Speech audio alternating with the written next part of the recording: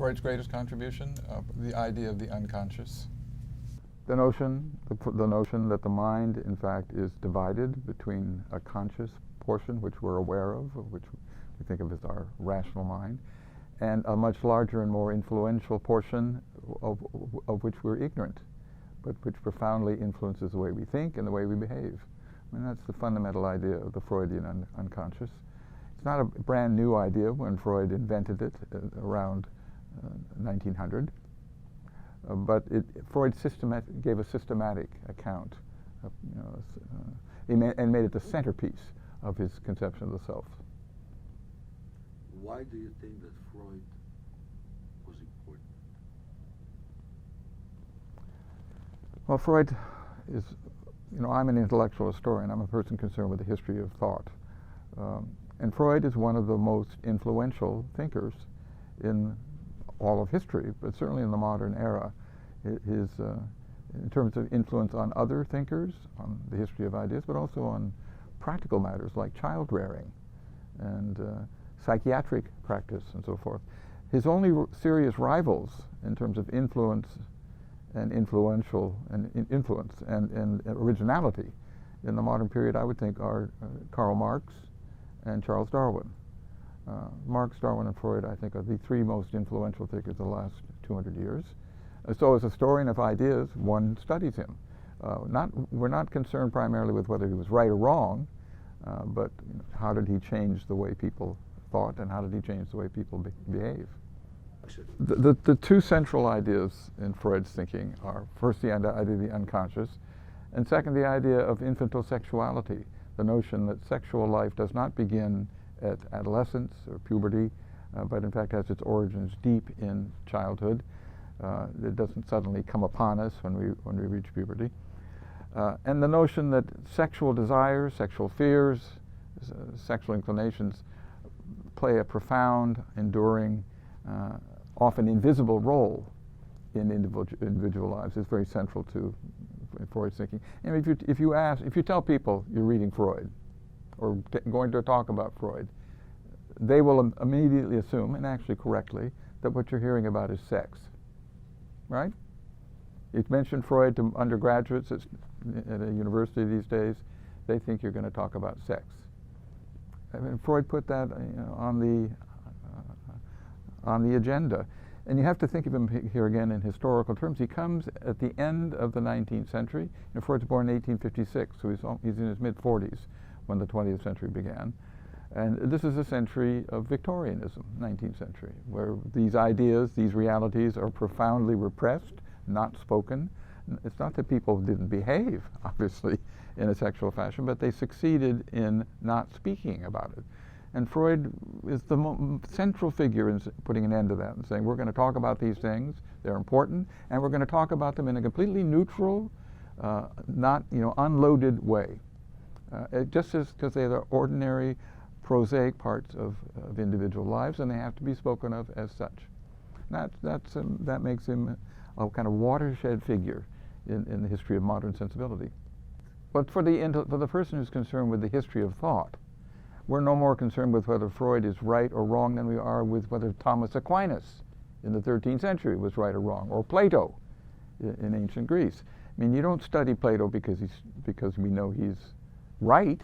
You study him because he's influential. Probably no more influential figure in the whole history of Western culture.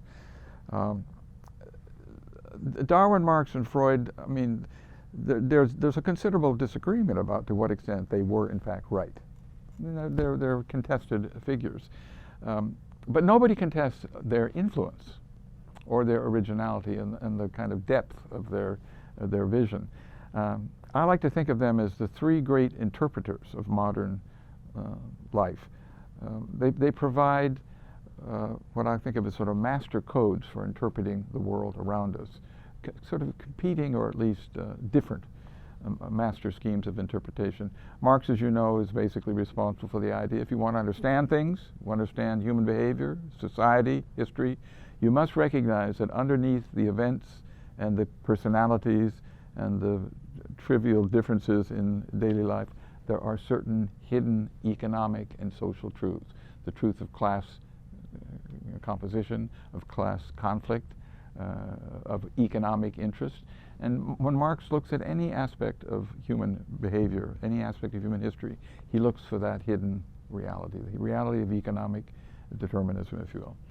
Darwin's idea is basically that if you want to interpret the natural world or the social world, what you should look to is the process of natural selection, where individuals or groups are in competition with one another for resources, with the fitter of those winning out. Now, of course, Darwin was mainly concerned with the animal and plant world, but this conception was quickly applied to the human world, to the social world, to the political world, and it's a very live enterprise intellectually today in evolutionary psychology. People like Steven Pinker or Daniel Dennett, who are busy interpreting all of our behavior in terms of this fundamental algorithm, I could say, of competition and selection.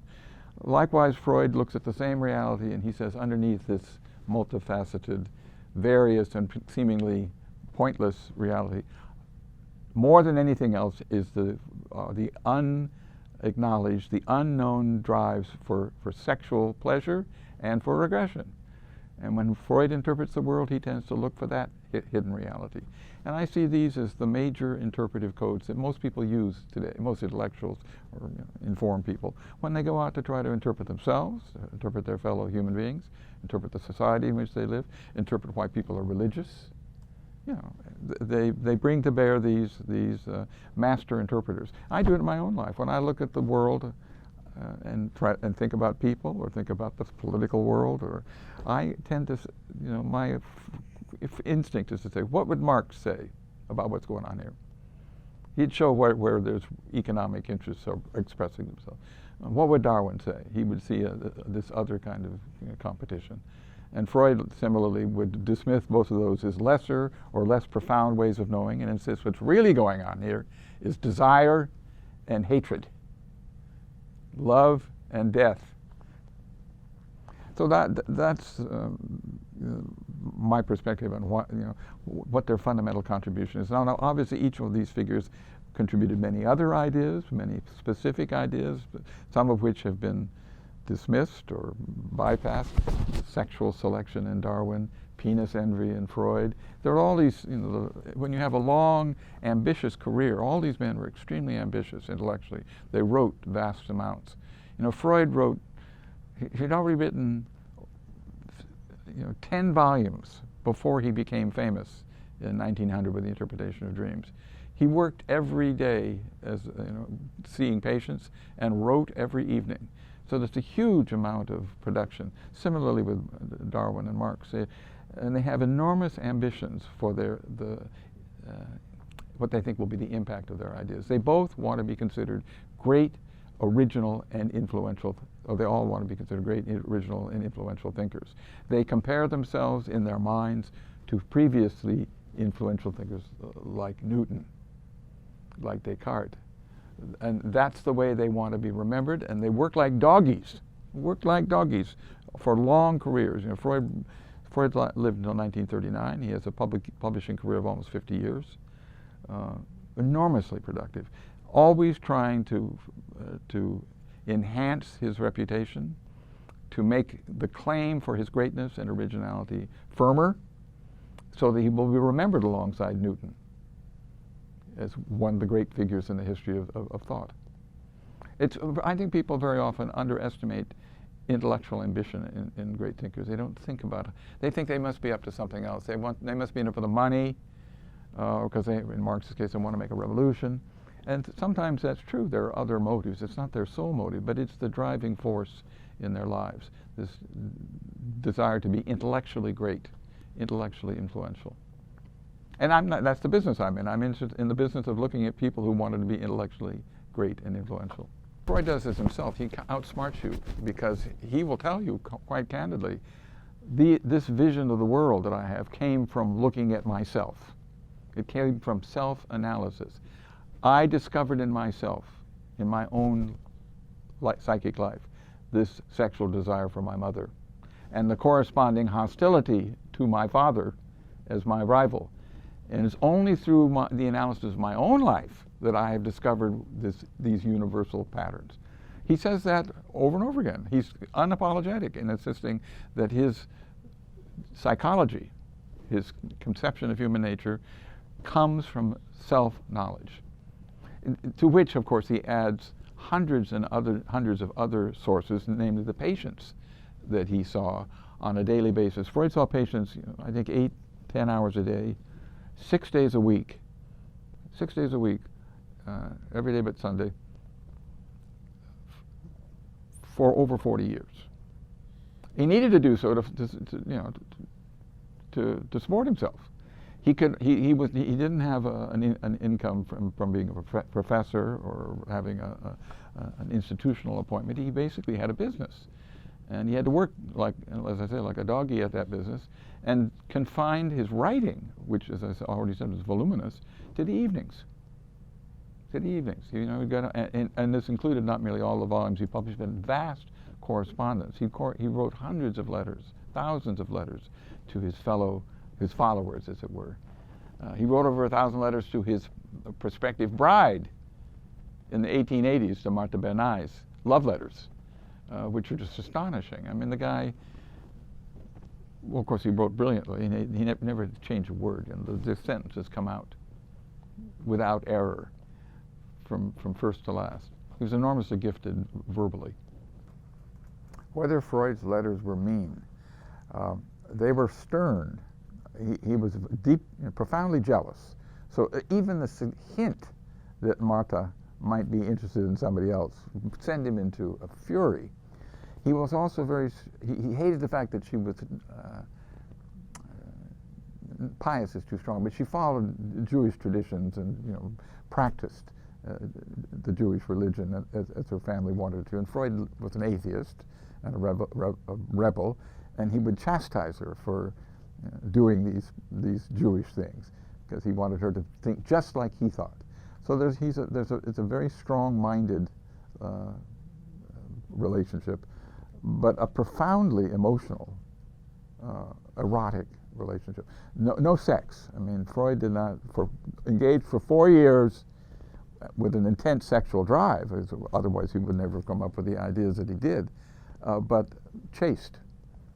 Freud wanted to become it was his hope to become a natural scientist and to do research. That was his ambition as a young, in his 20s and 30s. But because he couldn't support himself as a research scientist, he chose to become a clinical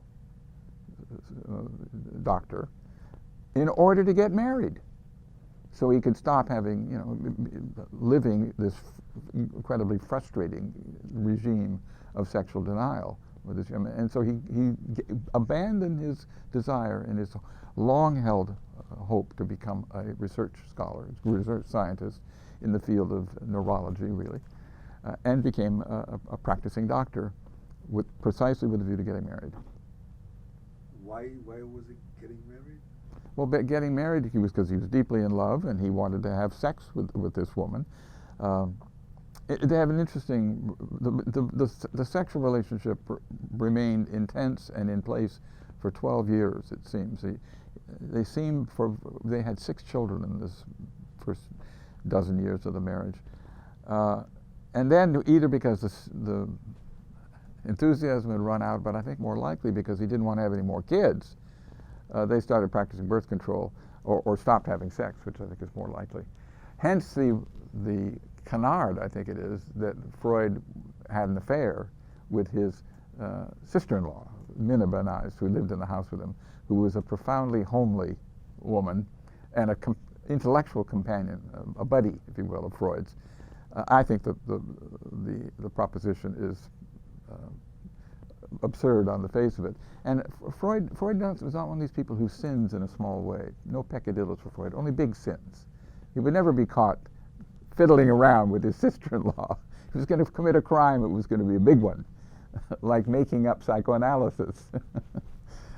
So the attempt to paint Freud as a womanizer, I think, misjudges the man profoundly. It fails to see how much he was devoted to being a thinker, and how he sort of sublimated this sexual energy into intellectual matters. He's a great admirer of sublimation, of the ability to take your sexual desires and direct them to a higher, something higher, to creativity. Greatly admired, for example, Leonardo da Vinci. Wrote a whole book on Leonardo. What he most admired about Leonardo was the way he sublimated his sexual desires into art and into science. Those are the kind of figures that he most admired in history. He certainly found her erotic, because there's a wonderful story about, Freud's mother was very beautiful, a very beautiful woman, and she lived a long, long time, lived in the Freud house. And there is, one theory about Freud's falling out with Jung over the Oedipus complex and over the sexual desire for the mother. One theory is that Freud has this beautiful mother, and so it's perfectly sensible. He thought people wanted to sleep with their mothers, whereas Jung had an ugly mother. So naturally, he thought it was absurd. I mean, I don't know what to make of that. Freud always claimed that Jung basically bowed out of psychoanalysis, or deviated from orthodoxy, because he couldn't accept the sexual teachings, the sexual reality that psychoanalysis exposed. And I think that's correct. I think that's true. What do we know about that today? About what? About Freud's theories regarding sexuality. Well, I think we've taken them to heart. I think, not the specific theories, not the specifics of the Oedipus complex, but the proposition that sexual desires play a profound role in our lives, and that we're often unaware of these desires, I think has been widely embraced. It's entered child rearing, for example, through Dr. Spock. And Dr. Spock is the baby book on which we were all raised, profoundly influenced by and shaped by Freudian thinking. So little kids, whether they've ever heard of Freud or not, are being brought up and toilet trained and told not to play with their weenie and so forth on the basis of Freudian thinking. It's almost impossible, in fact, to trace his influence. It's so pervasive. It's so invisible. If you just even trying to keep track of his influence on thinkers, on writers, on creative writers, but on philosophers, is already vast. I mean, there's hardly an important figure in 20th century thought who's not been influenced by Freud, sometimes by way of reaction, sometimes in the case of the existentialist thinker Jean-Paul Sartre, for example. What's significant, he would tell you himself that he wrote his existentialism, Sartrean existentialism, originates actually in a reaction against Freud and Freud's kind of deterministic ideas about the self. Sartre wants to argue that we're free, that we are able to choose to do what we should do. And of course, Freud will have none of that. He says, you think you're free, but in fact you're deluding yourself. You're bound in all kinds of ways you fail to recognize. So even an anti-Freudian like Sartre is profoundly influenced by Freud by way of reaction. Now, I think some people have remained outside the circle, and there's no question that his influence, which reached its apogee in the 1950s, certainly in this country, especially in New York and Los Angeles, where most of these European Jewish refugees went when Hitler came to power. Everybody was in analysis. Everybody was reading Freud and talking about Freud. A kind of natural reaction set in the 1960s, partly as a result of the feminist movement, because they didn't like what Freud was saying about women, rightly. The gay rights movement also didn't like what psychoanalysis was saying about homosexuality. Not Freud himself, but most of his followers. So I think it was inevitable that there would be a reaction against his influence, or his overestimation, if you will, over-evaluation, which came in the 1980s. I mean, the 1980s sees the emergence of all of these anti-Freudian figures who write books about his intellectual failings, his personal failings, and so forth. The surprising thing, though, is that he sort of survived this onslaught, and he's still there, still out there competing. And I find with young, I teach mostly very, very young people here at Stanford, 19-year-olds, 20-year-olds. They're fascinated by him. He speaks to them. He's, of course, he's a brilliant propagandist for his own ideas. There is no more skillful salesman for his own ideas than Freud, because he's such a. In fact, his severest critics will say he got away with murder because he knew how to sell it. He got away with preposterous ideas because he was so skillful in persuading people to give them a listen. And there's something to that. Compared to, for example, Darwin and Marx, who have equally profound and influential ideas, aren't nearly as good at self-advertising as Freud is. And you know, the one prize he won in his lifetime, the one important acknowledgement, was the Goethe Prize for literature. Not the Nobel Prize for science, but the Goethe Prize for literature. And Thomas Mann, in fact, regarded Freud as, above all else, the German novelist Thomas Mann, as a great writer, as a brilliant producer of prose. But this is actually what the Freud critics are saying. Yeah, it's all smoke and mirrors. Smoke and mirrors. He's pulling the wool over your eyes. And it's wonderful. I've taught Freud. You know, he wrote many times in the course of his career.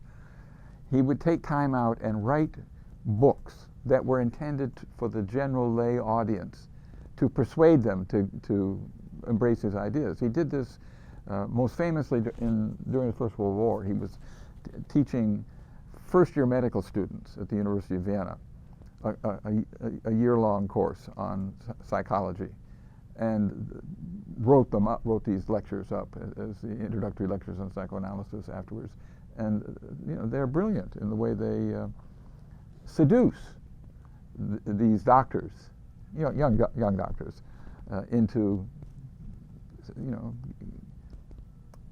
paying attention to and giving some credence to psychoanalysis. He did it for the first time actually in 1909 when he came to the United States. He made one trip to the United States and to Worcester, Massachusetts in 1909 to deliver lectures at Clark University. And he delivered them without notes, without a text, delivered them in German to an audience of university professors and their wives. So extempore. Went back to Europe on the boat, and then was persuaded by Ernest Jones and others to write them up in German, and they were immediately translated into English and several other languages. And everybody who had been at the lecture said that the written version was absolutely word for word what Freud had said, without any notes. And they're hilarious. They're so seductive. They're full of jokes. They're very funny. They're full of compliments to the audience. He's always saying things like, "Now you will say, you will object," and he articulates their objections for them, making himself sound wonderfully reasonable. And of course, he manages to formulate their objections in a fashion that he can retort. So he's got this ability, so I say, to sell and to package his ideas is formidable. And everybody recognized it. And one of the great tragedies of Freud's later life, you know, he got cancer of the jaw in the 1920s, and had dozens of operations to try to take it away or get rid of it, and had to wear a prosthesis in his mouth that he couldn't actually get in himself. His daughter Anna had to help him every morning put this damn thing in. He wouldn't speak in public after that. He was as eloquent and articulate as he was a fine writer, but he refused to appear in public or to speak ever again in public. He still met patients, so he talked individually. But it was a great wound to his narcissism, if you will, because he was very, very proud of his skills as an orator, as a speaker. He bore this illness. One of the great things about Freud's character was the uncomplaining and philosophic way he bore this illness, extremely painful, until he could bear it no longer, and he had an agreement with his physician to help him commit suicide, which he did. But Freud is a kind of, as great thinkers go, a kind of pessimist. You know, he felt that life for human beings was an ordeal, and you had to maturity. Being an adult meant learning to live with suffering, to live with less than complete satisfaction, or utopian notions about what your life or the world could become. He set himself against Marx in this fashion, or against what he called the communists. So they don't understand human nature.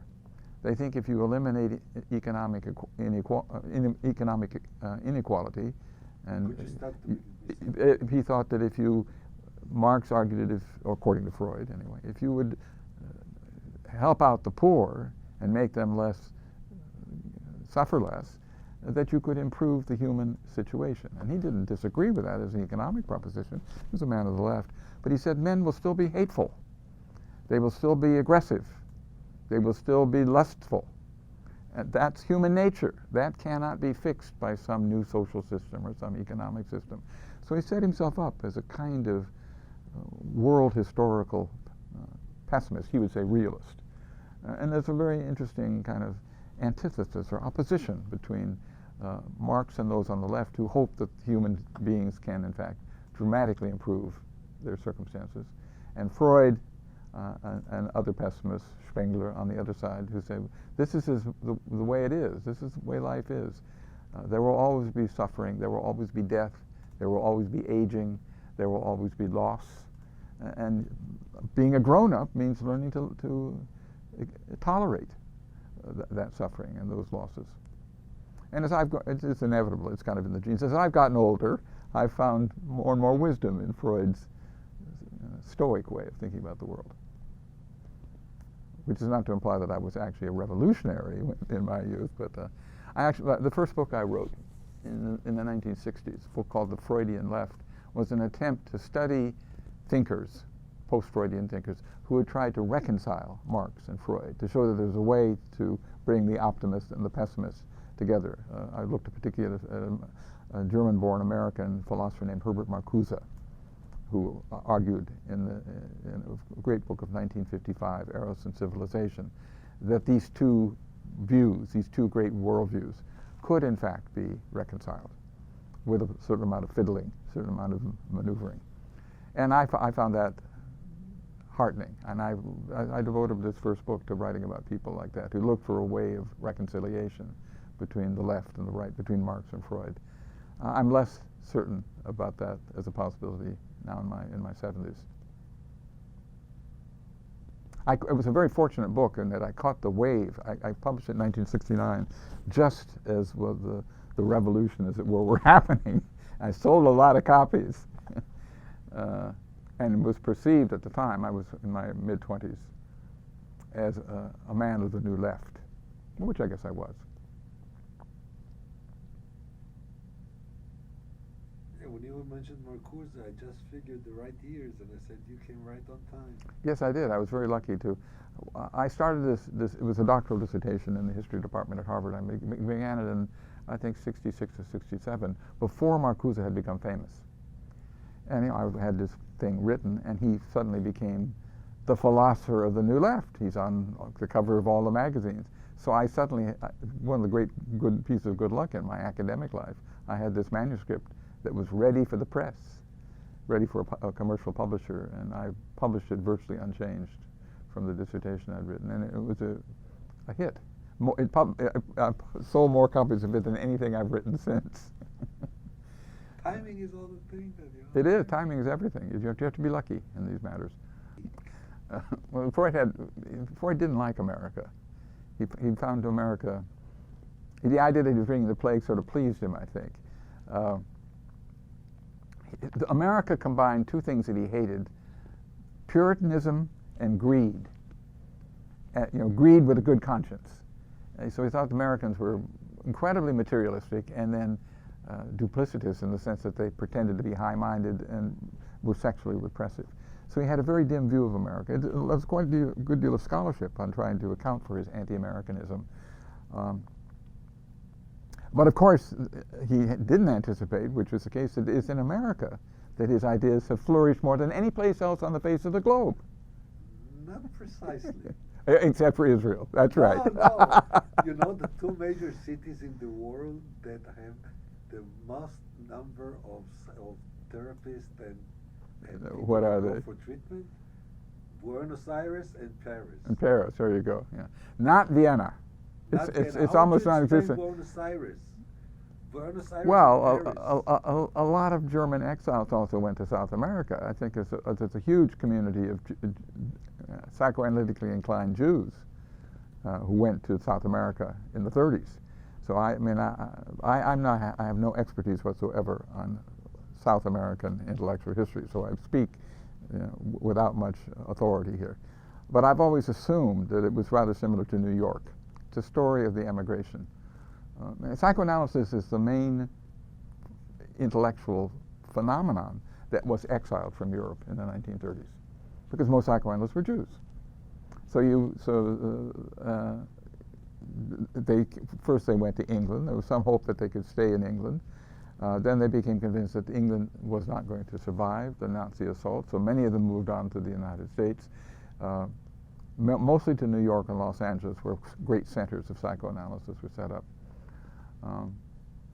And of course, they thrived in this country. They had lots of people ready with money to pay for the classic psychoanalysis, which not many people do anymore, involves going to see the analyst 5 days a week for an hour, and it costs a lot of money. Freud always said, if you don't pay for it, it won't work.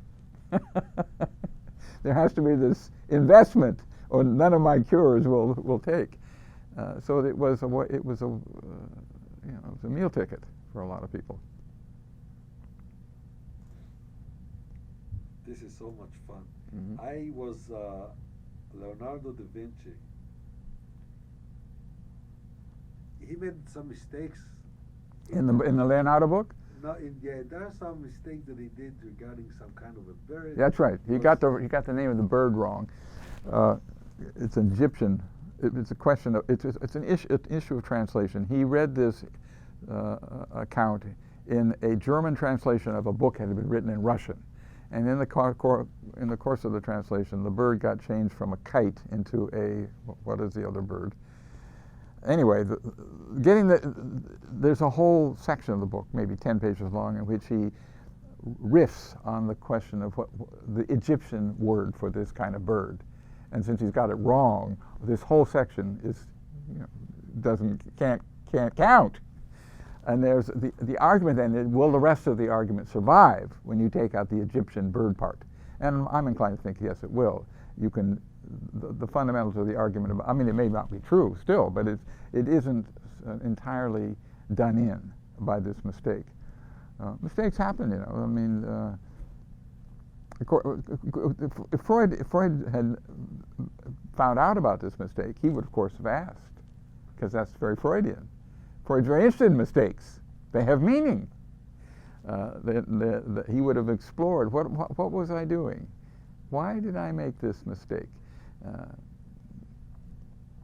That's everybody. Freud, the notion of Freudian slips has entered that's another way in which Freud has entered the popular consciousness. Everybody talks about Freudian slips, even when they mean something else. It's very interesting. It's become a common usage to speak of Freudian slips. Sure, and it has been. And there's a huge literature on the Leonardo case. The title of the book is Leonardo and a Memory from His Childhood. The memory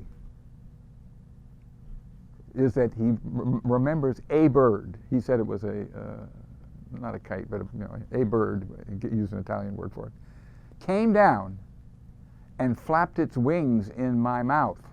Well, Freud interprets this as fellatio, as oral sex, and which he conflates with sucking at the nipple.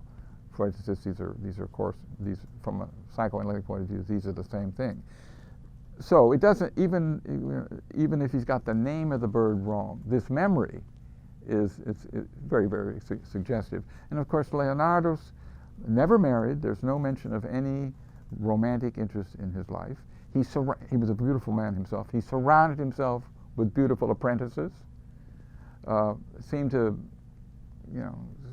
spend his life in an entirely homosocial world, a world of beautiful young men.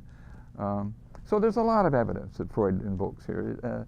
That's why I think most people who read and cherish this book, it's wonderfully extravagant. It's one of the things that it's thrilling to read because it is so wild.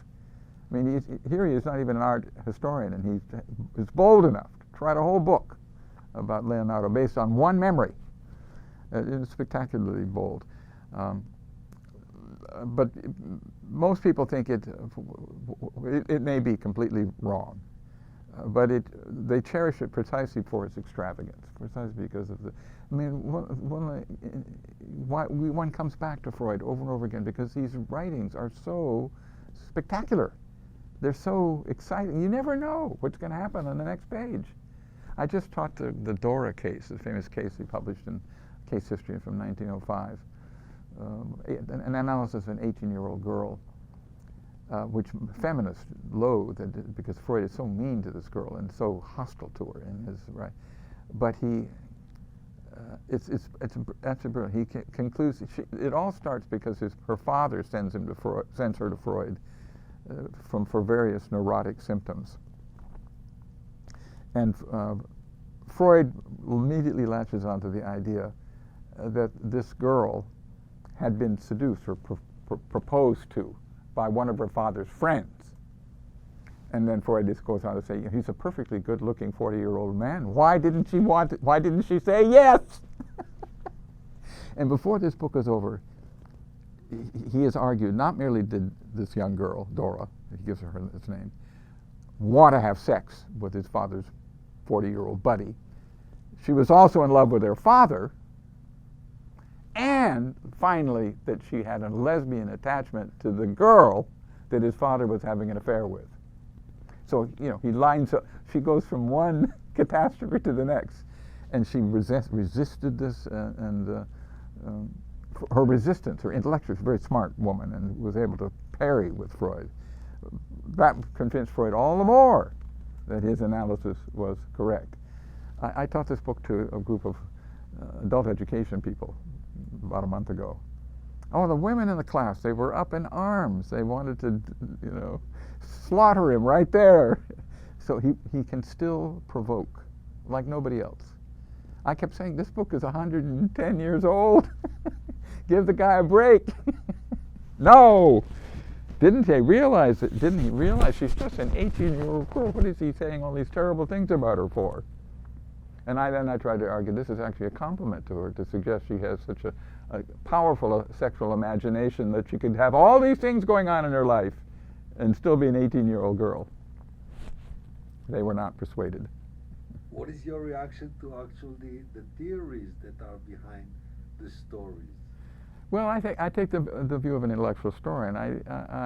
I'm fascinated by people who can generate theories. That's the business I'm in. People who can come up with ideas in what I call the intellectual history business, where my job as a scholar, as a teacher, is to teach the history of thinkers. We cherish the thinkers who produce ideas, particularly new ideas, deep ideas, complicated ideas. There are stock and trade. There are bread and butter. So I'm always very indulgent in my feelings about the theorists. But I'm not passing a judgment usually about right or wrong. I'm passing judgments such as, is this coherent? Does it answer objections that might be raised to it? Does it deal with complaints and so forth? I mean, I judge. It's almost a kind of formal judgment. And I certainly don't in the first instance anyway, ask the question, is it true? That question won't get you very far in the intellectual history business. Because most of the ideas that have been influential in history are most likely false. That's a fact of human history. Most of the ideas that people have embraced are most likely not the case. Starting with Christianity, for example. I would say, or maybe even starting with Judaism. There's a whole thing we haven't talked about. Freud and Judaism is a great, great topic. He was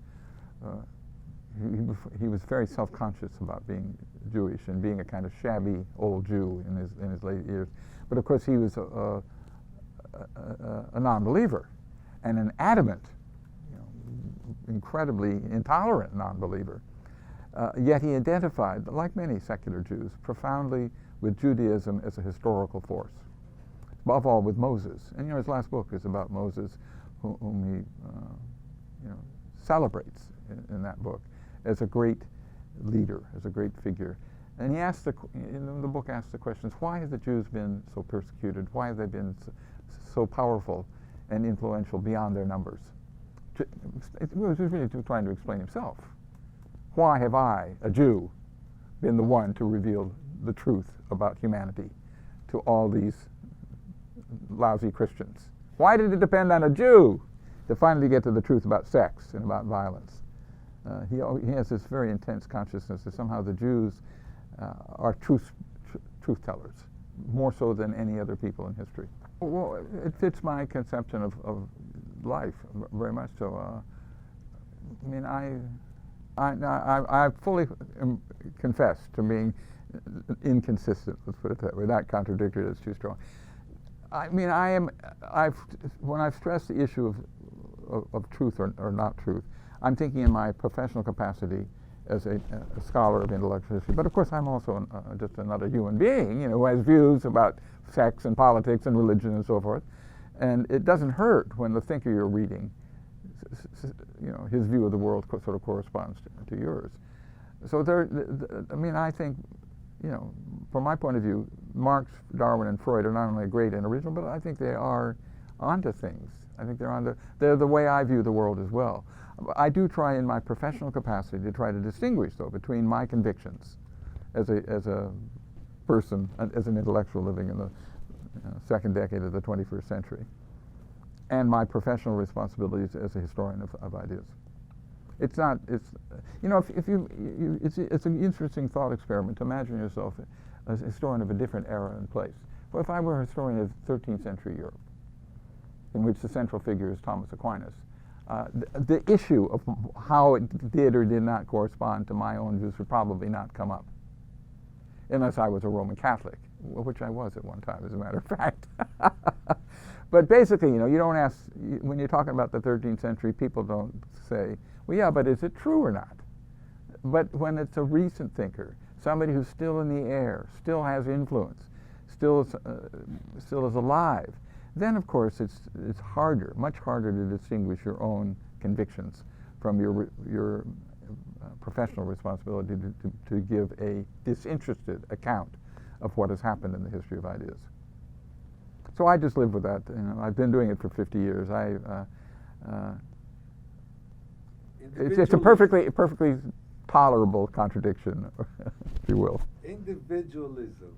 Yes. You marked it very strongly there, and we didn't talk about it yet. Individualism. Freud, I suppose. One of the questions you sent me, I'd love to. With the selfie. Is Freud responsible for the selfie? I asked a graduate student of mine yesterday about it. He said that's a bit of a stretch, isn't it? I'm not sure. Well, you could say, yeah, Freud. Let's start with the individualism. The individual, the notion that preoccupation with the self and how each self is different from every other self. You can say this is a modern fixation. And that Freud, as a theorist of the modern self, therefore might be held, if not primarily or certainly not exclusively, significantly responsible for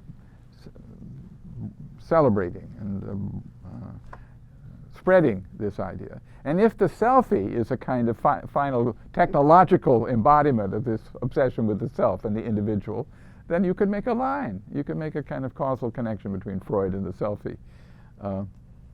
But I think it's much more useful for me to think of modernity as something that's happened very gradually, modern ways of thinking, of which Freud is much a product as a creator. Freud comes along at the same generation as Proust and Joyce and Mann. It's not that they got their ideas from Freud, but that they're all part of a larger process of the coming of modernity, a coming of a modern way of thinking. There are cross influences, there are mutual influences, particularly in the case of Thomas Mann in Germany. But I think it's much more sensible and useful from the point of view of intellectuals just to see this as a broad change in sensibility, the emergence of a new zeitgeist, in which many intellectuals and artists are participating, and not look for who is the cause and who is the effect. Because every major thinker in this is something that happens at the beginning of the 20th century, much written about, the coming of a modern or modernist way of thinking. and everybody who's written about it, written big books about it, has seen it as it's a whole generation or even multi-generation of thinkers and artists who are reaching similar parallel conclusions or visions of the world. I see that. I'm particularly devoted as a reader and also, I guess, as a teacher to Proust, who's a slightly younger contemporary of Freud's, and in whose great novel, The Remembrance of Things Past, I see many, many parallels. I'm not alone. Many, many people have seen parallels with Freud. This great novel of Proust, it's 7 volumes long volumes, are fundamentally a kind of exploration of the self, of this one self, of his own self, and its desires and its follies and its passions and hatreds and so forth.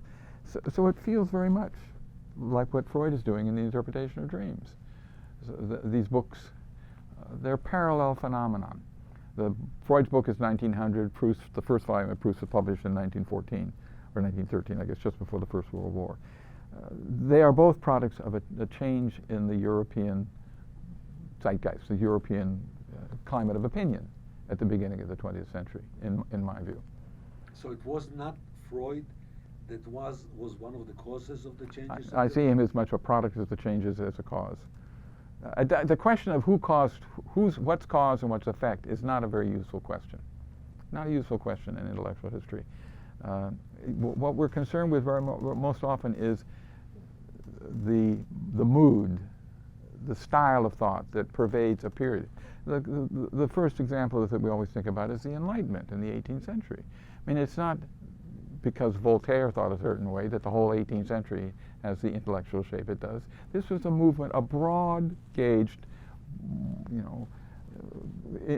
phenomenon with hundreds of individuals, thousands of individuals involved, much mutual reading and influence, but clearly something larger is at work. This is what Hegel, Hegel was a great German philosopher of the early 19th century, and his great insight was to see that the history of ideas doesn't depend on individual thinkers.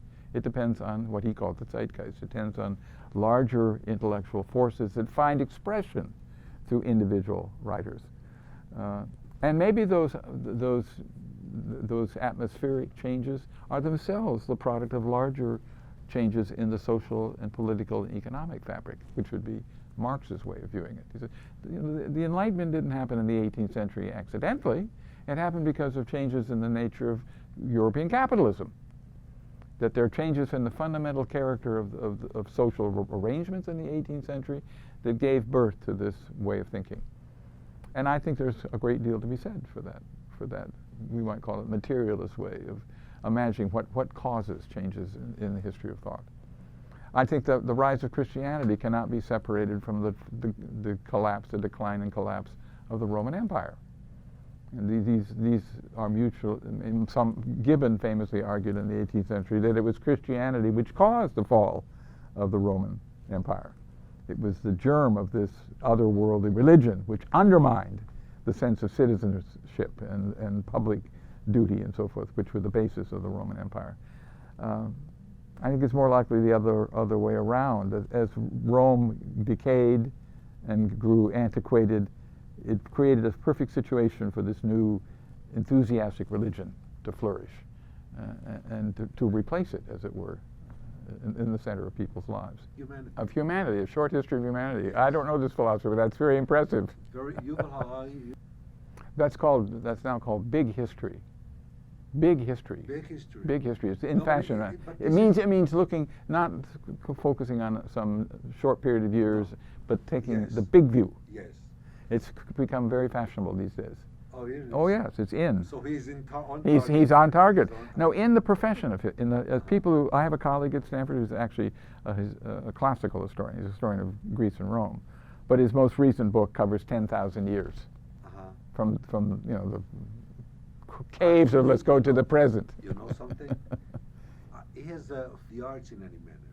Oh, profoundly. Oh, it's Incorporate my question. Oh, that's right. Did Freud influence the arts? The influence is so vast that it can't be, I don't think it can be traced. It is so vast.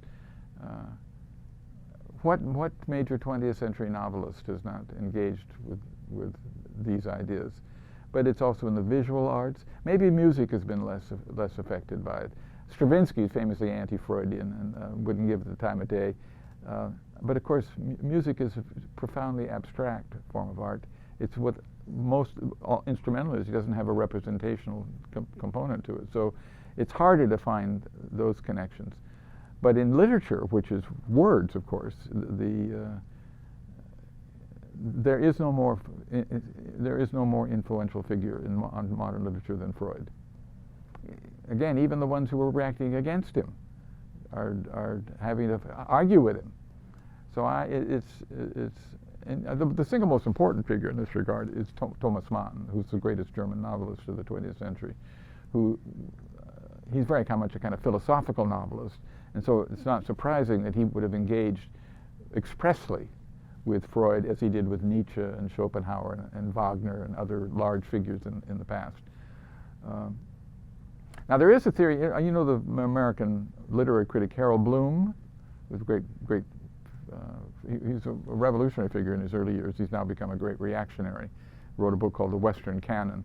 And he's a great admirer of Freud's as a figure in literary history. But he argues that Freud got every single one of his ideas from Shakespeare. Stole them without attribution. And you know, the Oedipus complex comes right out of Hamlet. Now, of course, Freud writes about Shakespeare, great admirer of Shakespeare, and he writes pieces on a number of the plays. He analyzes Hamlet precisely in terms of its Oedipus complex. But you could as well argue that Freud got his ideas from Greek literature, from Sophocles, you know, as from Shakespeare.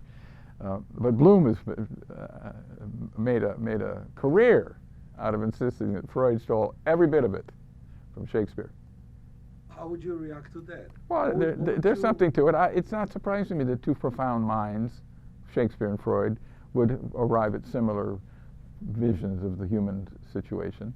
They're both, you know, psychological realists in a way, I think. So to me, I mean, I love Shakespeare. I respond to him as I think Bloom does. I feel the profundity of it, the deep, the intricate way in which he reads human character and human relationships. That feels very similar to me to Freud. I feel that they're like-minded figures. But he's also, you know, Freud very influenced by Dostoevsky. We thought the Brothers Karamazov was the greatest novel ever written. And of course the Greeks, and then various lesser figures who he was a great reader. Knew Dickens very well, for example. Named one of his kids after a Dickens character. I mean, he's a and then one of the ways in which Freud has been attacked, one way to put it, is to insist that he's not really a scientist. He's not really a thinker. He's a novelist. He's a literary figure. He belongs with the poets, not with the scientists. Freud would have detested this rescue mission, as it were, because he took very seriously the fact that his views were based upon evidence, that he didn't just imagine situations.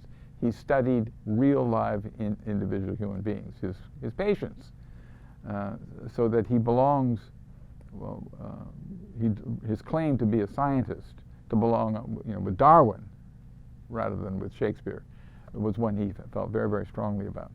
Now, there's a case to be made, and it's one I sort of share, that Freud must be seen as a figure of the late 19th century, of this age of scientism, of positivism, when science is so in the saddle, much like today, when the sciences are being celebrated, first and foremost at Stanford University, you know, which is the center of science and technology, that Freud was taken up with this exaggerated notion about the powers of science that came to dominate European and American thought in the late 19th century, and that he Jürgen Habermas has said this about him, that he misidentified himself as a scientist.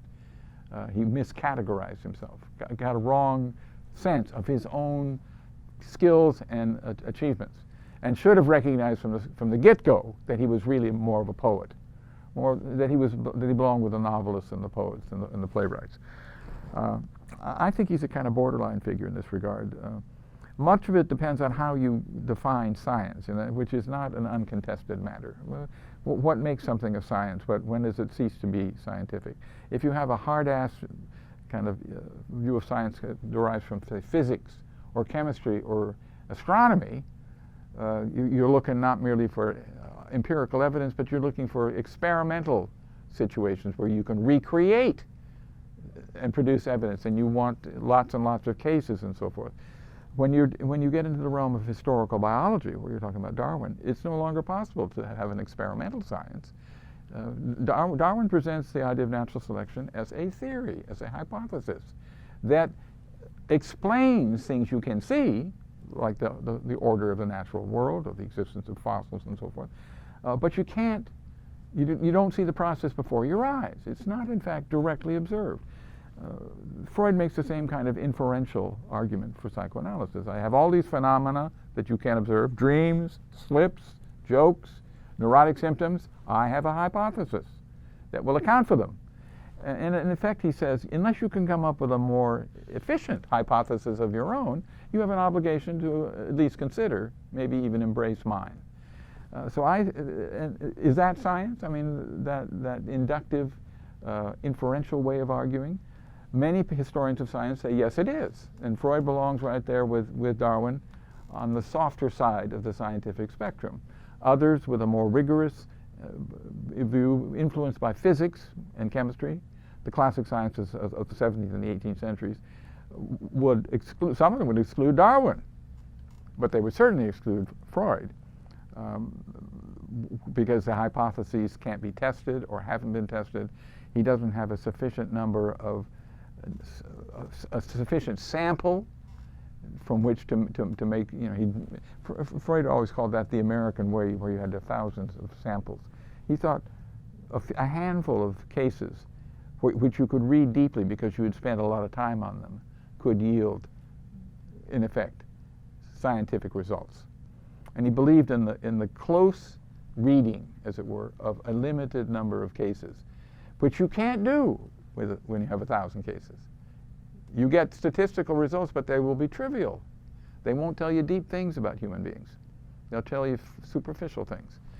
So I see Freud as a figure who perhaps overbought into the scientific ethos of the late 19th century, and always believed, he would say this, he always believed that someday hard science would replace the findings of psychoanalysis with chemistry and physics. We'd find out it's all got to do with neurons and whatnot.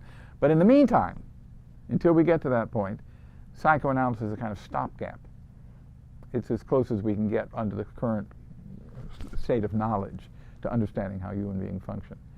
And many people now embrace Freud as a kind of precursor of neuroscience. I mean, there's the early Freud, especially when he was doing neurology, published about subjects like aphasia, for example, and childhood paralyses and things like that. And many historians of neuroscience have gone back and found in these early writings in the 1880s and the 1890s a kind of proto-neuroscientist. And many recent neuroscientists have claimed Freud as a predecessor. Now, they're not claiming psychoanalysis, not the later Freud, but the early Freud who thought in highly materialistic terms. So he's a transitional figure from this 19th century scientific moment into the 20th century, which begins with a kind of critique of the over-enthusiasm for science in the 19th century. I mean, that's what modernism is all about, saying that there are depths in the human being, irrational depths, unspeakable depths, which this scientific view fails to acknowledge. We have to make mental space for these depths. And that's what I think Proust and Mann and Joyce are all about, or Eliot or Pound.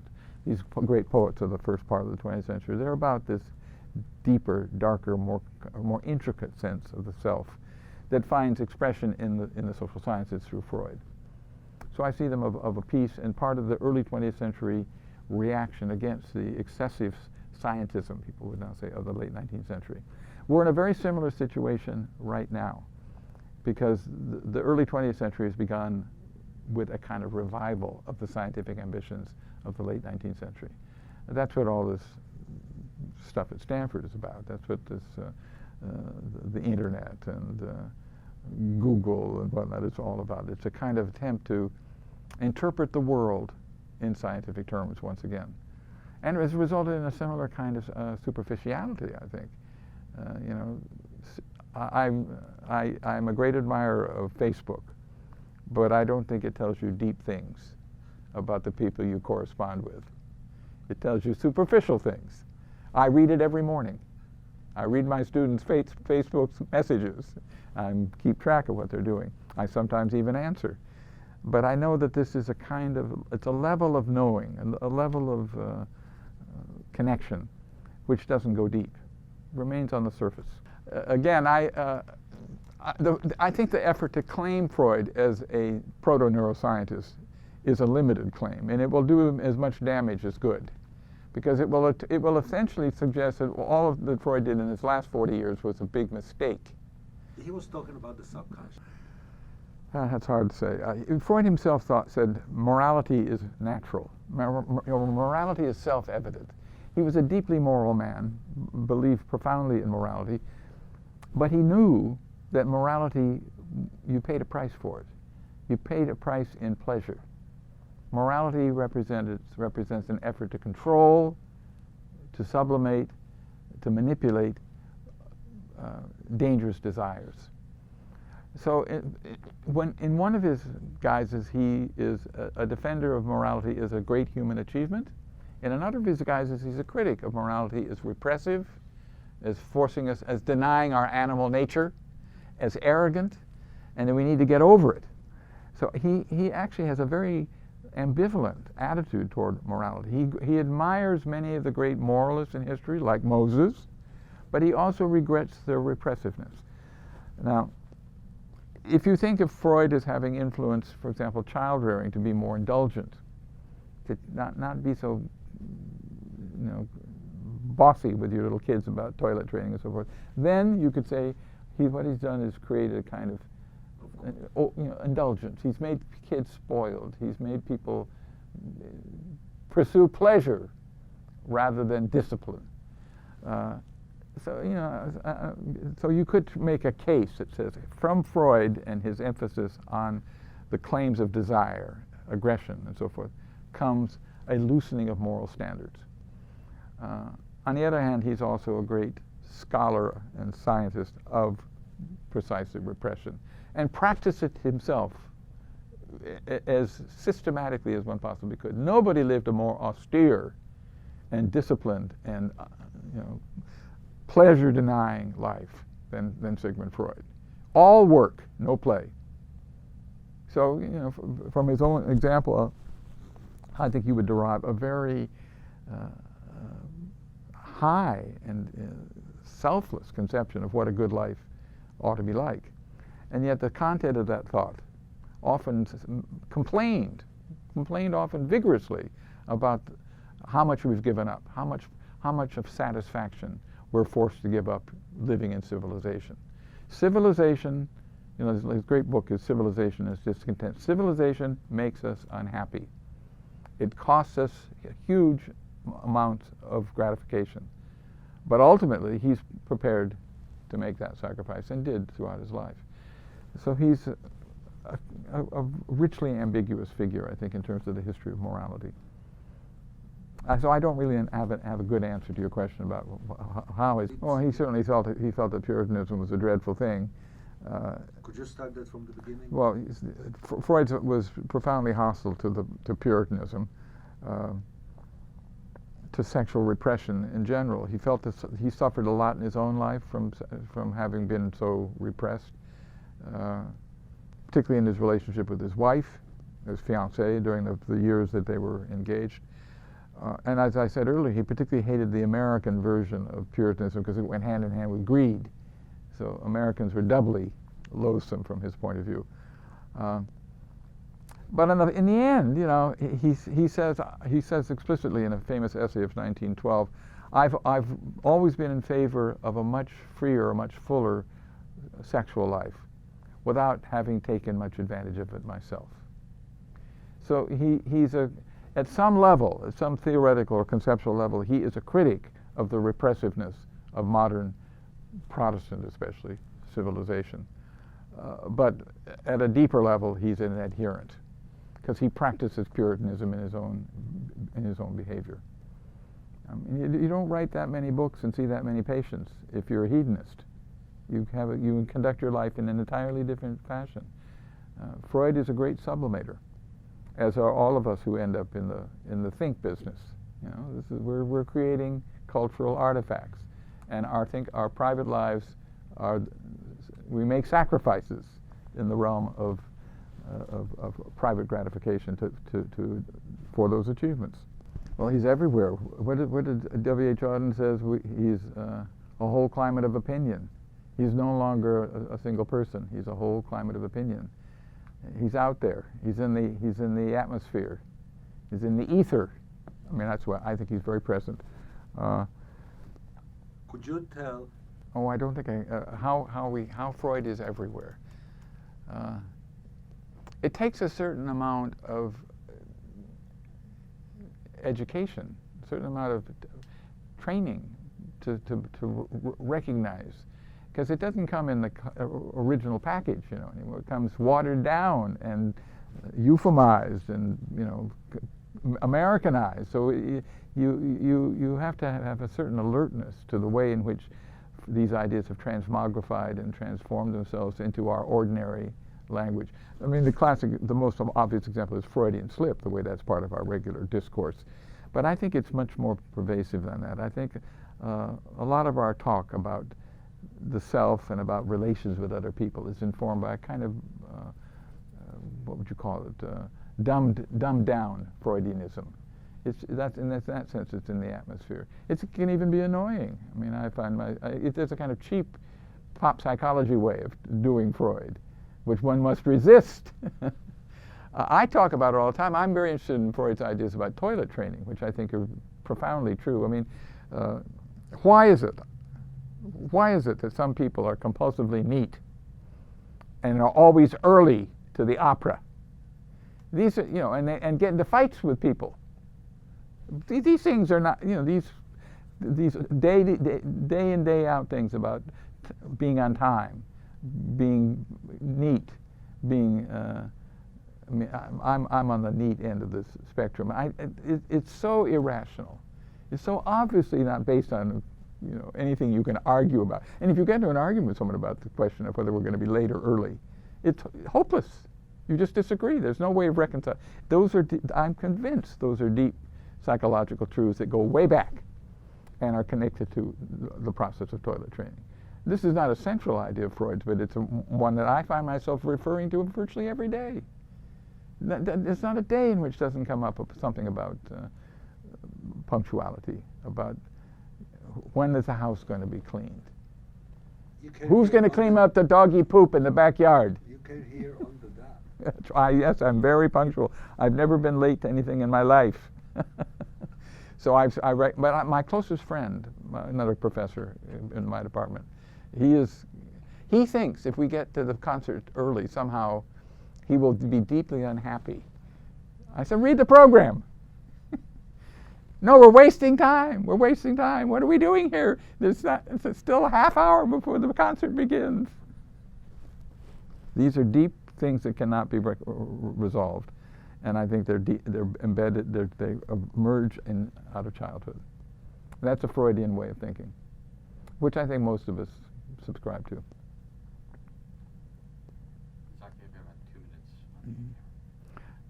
I had a student who turned in a paper this week, who showed me a copy of his seminar paper, and it typed up. What was it about? It was about Hegel. And in the printed version of it, about 30, 40 pages, he had write justify on. So all the lines, I said, don't do write justify. That's a toilet training issue. You have to have neat lines. You should have a rough write-out margin. And he completely accepted the idea that this is a toilet training issue. So it's in the ether. It's out there everywhere.